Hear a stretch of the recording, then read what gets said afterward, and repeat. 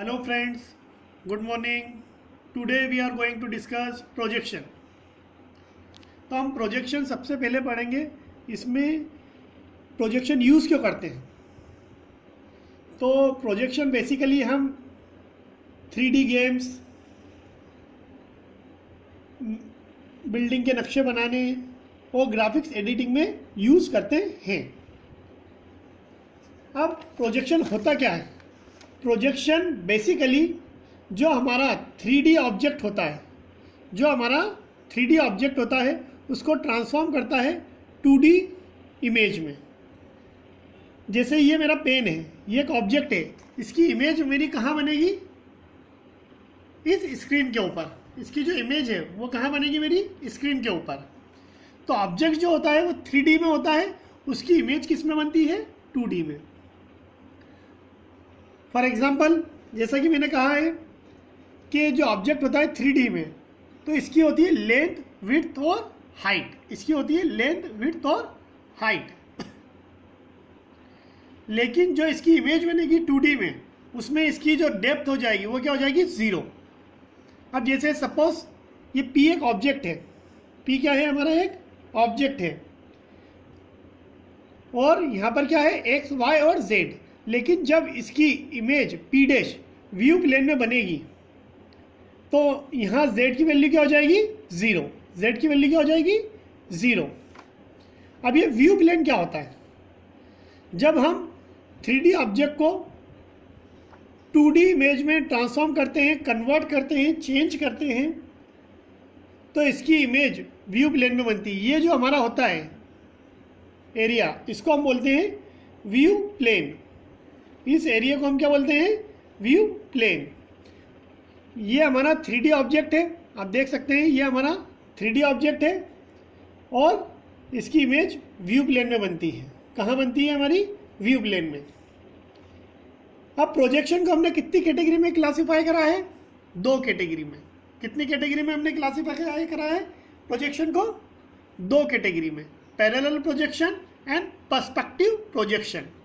Parallel projection and perspective projection. अब parallel projection में होता क्या है, पैरेलल प्रोजेक्शन में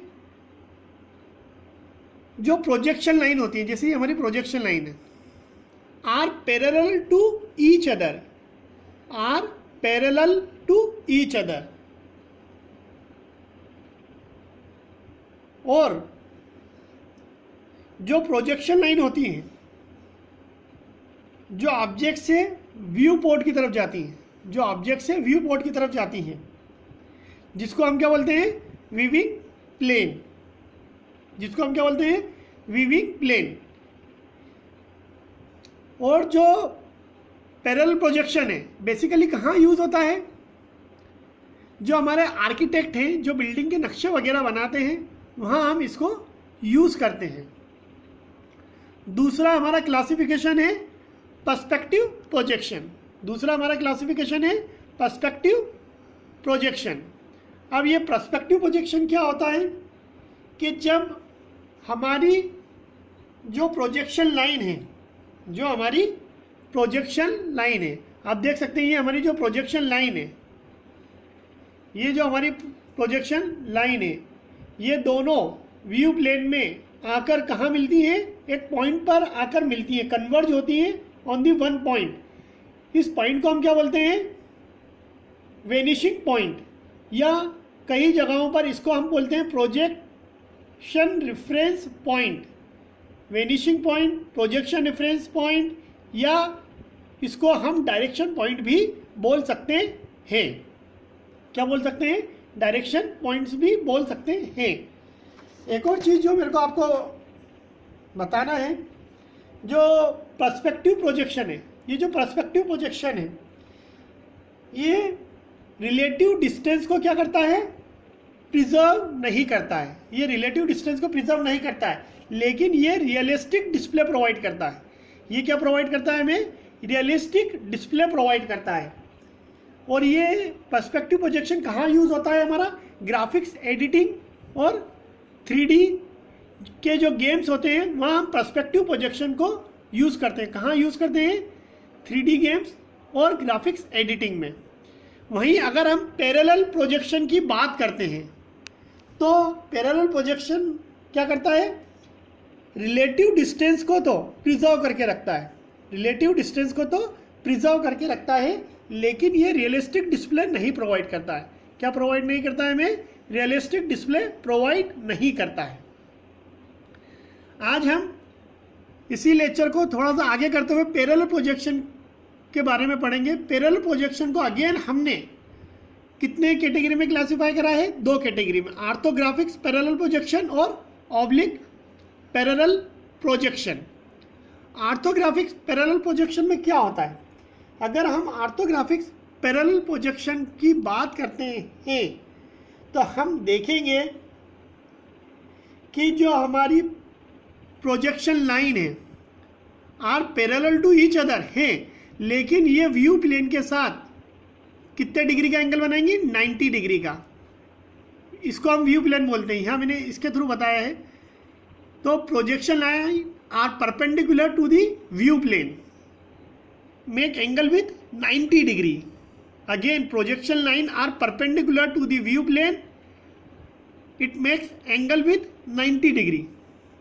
वहीं अगर हम जो सेकंड क्लासिफिकेशन है हमारे पैरेलल प्रोजेक्शन का, उसकी अगर हम बात करते हैं तो जो प्रोजेक्शन लाइन है वो पैरेलल तो होती है ईच अदर, जो हमारी प्रोजेक्शन लाइन है वो एक दूसरे के पैरेलल तो होती हैं, लेकिन ये व्यू प्लेन के साथ 90 डिग्री का एंगल नहीं बनाती हैं। ये चीज़ हमें ध्यान रखना है, ये व्यू प्लेन के साथ 90 डिग्री का एंगल नहीं बनाती है। It inclined with some other angle, it inclined with some other angle. Okay, इतना समझ में आया? ठीक है। अगर हम ऑर्थोग्राफिक्स को फिर से क्लासिफाई करते हैं, अगेन फर्दर क्लासिफाई करते हैं, तो इसको 2 कैटेगरी में क्लासिफाई करा है, मल्टी व्यू पैरेलल प्रोजेक्शन और एक्सोनोमेट्रिक पैरेलल प्रोजेक्शन। पहले हम पढ़ेंगे मल्टी व्यू ऑर्थोग्राफिक्स पैरेलल प्रोजेक्शन। तो हमें इतना ध्यान रखना है कि जो प्रोजेक्शन की प्रॉपर्टी है वो पैरेलल में तो रहेंगी, और जो पैरेलल प्रोजेक्शन की प्रॉपर्टी है वो ऑर्थोग्राफिक्स में भी रहेंगी, और जो ऑर्थोग्राफिक्स की प्रॉपर्टी है वो मल्टी व्यू में भी रहेगी। मतलब मल्टी व्यू में projection line parallel to each other, ये तो है ही, ये हमारे व्यू प्लेन के साथ 90 डिग्री का एंगल भी बनाती है, ये भी सही है।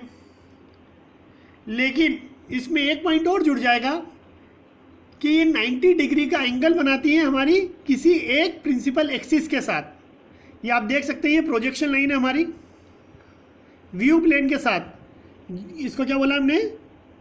क्या बोला हमने इसको? View plane. ये व्यू प्लेन के साथ कितने डिग्री का एंगल बनाती है? 90 डिग्री का। और यहाँ आप देखेंगे एक प्रिंसिपल एक्सिस, जैसे ये एक्स है, इसके साथ ये कितने डिग्री का एंगल बना रही है? 90 डिग्री का। लेकिन वहीं parallel to other principal axis, वहीं ये प्रोजेक्शन लाइन दूसरी प्रिंसिपल एक्सिस के क्या होती है? पैरेलल होती है। अगेन मैं मल्टी व्यू को फिर से एक्सप्लेन करना चाहूँगा कि जो हमारी प्रोजेक्शन लाइन होती है वो परपेंडिकुलर तो होती ही हैं व्यू प्लेन के, उसके साथ साथ किसी एक प्रिंसिपल एक्सिस के साथ ये कितने डिग्री का एंगल बनाएंगे? 90 डिग्री का। मतलब परपेंडिकुलर होती है किसी एक प्रिंसिपल एक्सिस के साथ, वहीं दूसरी प्रिंसिपल एक्सिस के साथ ये क्या हो जाती है? पैरेलल हो जाती है। जैसा आप देख सकते हैं, ये जो प्रोजेक्शन लाइन है एक्स के तो परपेंडिकुलर है, वो वाई के साथ क्या हो गई है? पैरेलल। क्लियर? अब मैं आऊँगा, अब मैं एक मल्टी व्यू में का यूज़ कहाँ होता है? ये जो मल्टी व्यू पैरेलल प्रोजेक्शन है, इसका यूज़ कहाँ होता है? इसका यूज़ हम बिल्डिंग के नक्शे वगैरह जो बनाते हैं, जहाँ पर हमें मल्टी व्यू चाहिए रहते हैं, top view, front view, bottom view, तो वहाँ हम मल्टी व्यू ऑर्थोग्राफिक्स पैरेलल प्रोजेक्शन का यूज़ करते हैं। सेकंड जो मेरा क्लासिफिकेशन है ऑर्थोग्राफिक्स का, वो एक्सोनोमेट्रिक ऑर्थोग्राफिक्स पैरेलल प्रोजेक्शन है। इन दोनों में माइनर सा डिफरेंस है फ्रेंड्स। कितना डिफरेंस है? माइनर सा डिफरेंस है। Projection lines are not making 90 degree angle with any principal axis. ये किसी भी प्रिंसिपल एक्सिस के साथ 90 डिग्री का एंगल नहीं बनाती हैं। एक चीज़ का ध्यान रखना है, आप देखेंगे ये भी पैरेलल प्रोजेक्शन का एक टाइप है। तो हम क्या बोल रहे हैं कि projection line are parallel to each other. इसमें प्रोजेक्शन लाइन पैरेलल तो रहेंगी एक दूसरे के साथ और परपेंडिकुलर तो रहेंगी व्यू प्लेन के साथ, लेकिन ये किसी भी प्रिंसिपल एक्सिस के साथ, चाहे वो एक्स हो, चाहे वो वाई हो, चाहे वो जेड हो, एक्सोनोमेट्रिक पैरेलल प्रोजेक्शन में प्रोजेक्शन लाइन किसी भी प्रिंसिपल एक्सिस के साथ 90 डिग्री का एंगल नहीं बनाती है। एक्सोनोमेट्रिक पैरेलल प्रोजेक्शन को अगर हम फर्दर क्लासिफाई करें तो ये कितने टाइप की होती हैं? Isometric, dimetric, trimetric. Isometric, axonometric, orthographic parallel projection में क्या होता है कि यहाँ पर प्रोजेक्शन लाइन सभी प्रिंसिपल एक्सिस के साथ इक्वल एंगल बनाती हैं। जैसे अगर एक्स के साथ 30 डिग्री बना रही है तो वाई के साथ भी 30 बनाएंगी, जेड के साथ भी ये 30 डिग्री का एंगल बनाएंगी। ये मैंने एग्जांपल के लिए 30 डिग्री लिया है, आप चाहें तो 35, 35, 35, 45, 45, 45 भी ले सकते हैं। ऐसे ही सेकंड जो टाइप है एक्सोनोमेट्रिक का, dimetric, axonometric orthographic parallel projection. इसमें जो हमारी प्रोजेक्शन लाइन है दो प्रिंसिपल एक्सिस के साथ तो इक्वल एंगल बनाएंगे, लेकिन जो तीसरी प्रिंसिपल एक्सिस है उसके साथ डिफरेंट एंगल बनाएंगे। आप देख सकते हैं यहाँ एक्स और वाई दोनों के साथ तो ये 30 डिग्री का एंगल बना रही है, लेकिन जो हमारी तीसरी एक्सिस है जेड उसके साथ 45 डिग्री। अब ये 45 भी हो सकता है और ये 35 हो सकती है। ये जो वैल्यू है वो चेंज कर सकते हैं आप। ये एग्जाम्पल के तौर पर मैंने आपको समझाने के लिए वैल्यू ली है। तीसरा जो मेरा क्लासिफिकेशन है trimetric, axonometric, orthographic parallel projection. इसमें हमारी प्रोजेक्शन लाइन तीनों प्रिंसिपल एक्सिस के साथ डिफरेंट एंगल बनाती हैं। आप देख सकते हैं अगर ये एक्स के साथ 30 बना रही है तो हो सकता है वाई के साथ 45, जेड के साथ 60 डिग्री का एंगल बनाएं। आज का लेक्चर में यही क्लोज करूंगा। वो फर्दर जो नेक्स्ट लेक्चर आएगा उसमें मैं पैरेलल प्रोजेक्शन का नेक्स्ट क्लासिफिकेशन आपको समझाऊंगा डिटेल में, और पर्सपेक्टिव प्रोजेक्शन के क्लासिफिकेशन में आपको समझाऊंगा। Thank you.